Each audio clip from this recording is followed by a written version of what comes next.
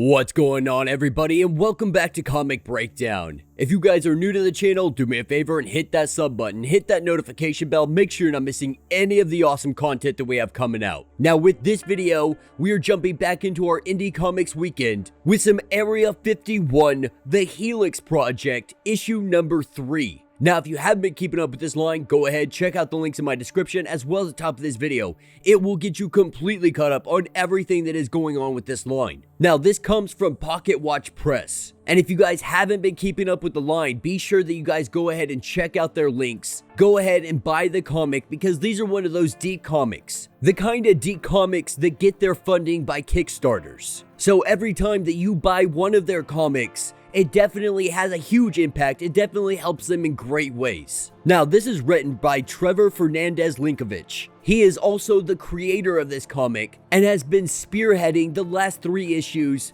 with such a ferocity, with such a talent. Not only that, he was so very meticulous when it came to picking his colorist, picking the inker, and so on and so forth. And it really truly does show in this comic. Not only that, when you're holding the physical copy in your hand, you can tell just how much better the quality truly is. Now, with that being said, let's dive into this breakdown. Alright guys, so as we pick up with issue number 3, we are picking up exactly where the last one left off. And we have learned that Kent is some kind of mutation to humanity. Be it through molecular biology or some kind of extraterrestrial interference. Something has happened, and it all began with his father. And now Kent and his newfound companion, the one who kidnapped the individual responsible for the death of Kent's father. They kidnapped him, brought him to a location where he could be assassinated. Now Kent, he wasn't able to bring himself to being a murderer, to executing this man with his hands tied behind his back. But his young companion, the young female that was there with him on that day, she has grown cold, she has grown hard, and now she has no problem putting this guy down. And as Kent sits there on his knees, looking at this situation, trying to figure out why she did this, with her coldness, she tells him that honestly, it's something that he should have done. She shouldn't be here holding his hand, trying to walk him along this path.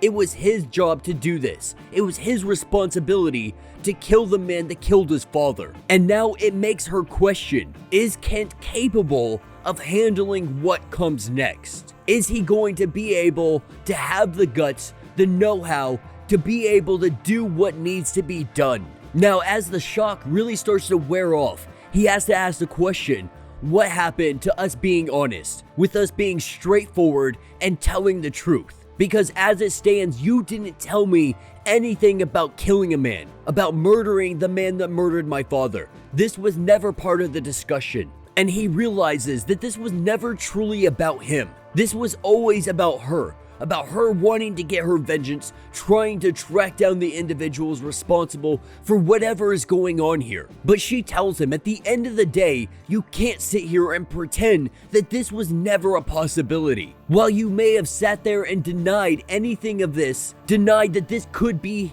really happening right here and right now, the fact of the matter is, part of you wanted this to happen. Part of you knew when you left your bedroom to come follow me that there could be something more. But even if this were true, none of this makes sense on why she is still involved in all of this. Why she has any kind of play in what is going on. Because the truth of the matter is, her father was not killed that day. Because from his perspective, some shape-shifting ET came out of nowhere years ago to save her life. Now, she would have you believing that it's simply she owes him, and this is her way of paying him back. Now, obviously, it's not that simple. Obviously, there is definitely something much deeper at play for her, and he's aware of this too. He knows that they have gone way past simple at this point. But that's what picks us up a little bit later on the outskirts of Roswell, New Mexico. And this appears to be her home sweet home. Or at least that's what she calls it. For all we know, this could just be a specific hideout that she has. Now at this point, Kent really just wants to know what is going on. Understanding that she's probably a little psychotic, but breaking into a mythological government facility trying to extract his father. How do you even know something like this were to exist? And the problem is she keeps on answering his questions with other questions, constantly avoiding the topic, trying to evade it as much as she possibly can. But the truth of the matter is, when she came of age, she joined the Air Force. Now she says that it was just for a few years, but she also mentions making her way up through the rank. So I don't know how high she was able to make it just in that short time frame. But she did this all in an attempt to get closer to the truth. Not only that, she also got a little bit close with her commanding officer. And when I say a little bit, the relationship was definitely sexual in nature. And so being so close to somebody with that kind of power, she was able to get some information. Rumblings became more concrete evidence. The division colonel had already been leading a research team into the Nevada with some foreign materials, but there wasn't much more information that she was able to get out of him. And so she waited, and when she heard rumors of a civilian researcher assigned to the project coming through the area, she took this as an opportunity to grab him, to manipulate him, use her body to be able to get him close, only for her to be able to pin him down.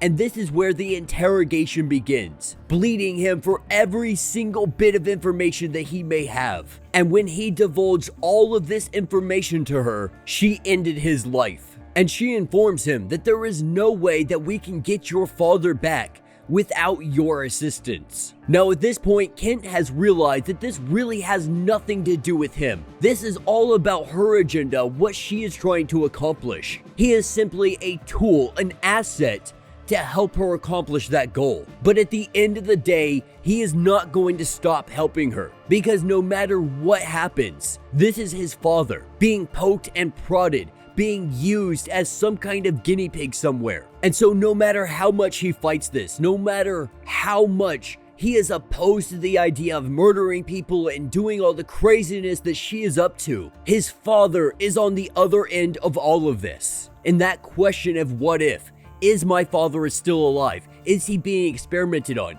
Is it possible, now with my newfound powers, that I could go out there and save him? And so that's what takes us to the next day. And right now they are sitting down on a bench discussing what their next course of action is going to be, letting her know that transformation on the spot isn't necessarily that easy on him. It's very taxing on his body. But while they sit here and discuss what they're gonna do next, this is when a speeding car comes flying out of nowhere. This car appearing to hit a child, or coming close to hitting that child, if it were not for Kent stepping in. With him stepping in, we see him transform, and he lifts this car far above his head. Now he is able to save this little kid's life. And turning to the little kid, he asks him, "Are you okay?" But the kid immediately freaks out. Seeing some kind of alien, not knowing what he's looking at, he just starts screaming his little head off. And almost instantaneously, we see spotlights dropping down on them. We see helicopters coming in. We got dudes rappelling from those helicopters. They are being completely surrounded. And now it is now or never. They have to be able to fight their way out of this. And if they don't, everything that they have been working towards is going to come down on them. Trying to save his father will be all for naught. And so his only choice is to fight. And we see him let loose. He starts wreaking havoc on all of these soldiers surrounding him. And while he is just laying waste to these dudes, off on the side, we see somebody pick another person up. They look identical to one another, but one of them seems to have some kind of energy flowing through them. This energy he uses to lift the guy off the ground. And with his young female companion taking a round in the shoulder, we see Kent get electrified. He gets electrified and his head gets slammed down into the ground, with Kent on the ground appearing to be defeated, standing above him with his foot on his son's chest. And that's right, I said son's chest, because this is Kent's father, the one that they have been looking for, the man that was able to transform all those years ago and then just disappeared. Here he is standing right here before his son, but it appears that he might be working for the other side. And that will be the end of this issue. So let me know what you guys think down in the comments. You know, like I've said every single time, the writing is absolutely phenomenal. It definitely just keeps you guessing, keeps you wanting more every single issue. And then you top it off with the amazing artwork, or at least I believe it's pretty amazing artwork inside of this comic, especially for such a deep indie comic that's coming out of a Kickstarter. You know, with the vast amount of comics that are out there, indie or otherwise, this is definitely some top-notch work. And the story has progressed in such a great way that it doesn't feel like you're just doing character building, but it really feels like we're diving into this world. We're feeling everything that he's feeling. We're coming to understand who Kent Armstrong is, understanding what he will and won't do, learning his moralities, and I think at the same time he is learning these things. But with that ending, with it being his father, that is going to change the entire dynamic of the direction this comic is going. And I am 100% here for it. But yeah, like I said before, if you want to support this comic, check out the link in my description. Make sure that you are following Pocket Watch Press, checking out the next Kickstarter when it kicks off, so you guys are there to support the next issue as well. Let me know what you guys think down in the comments. If you have not yet, do me a favor, hit that sub button, hit that notification bell, make sure you're not missing any of the awesome content that we have coming out, and until the next breakdown.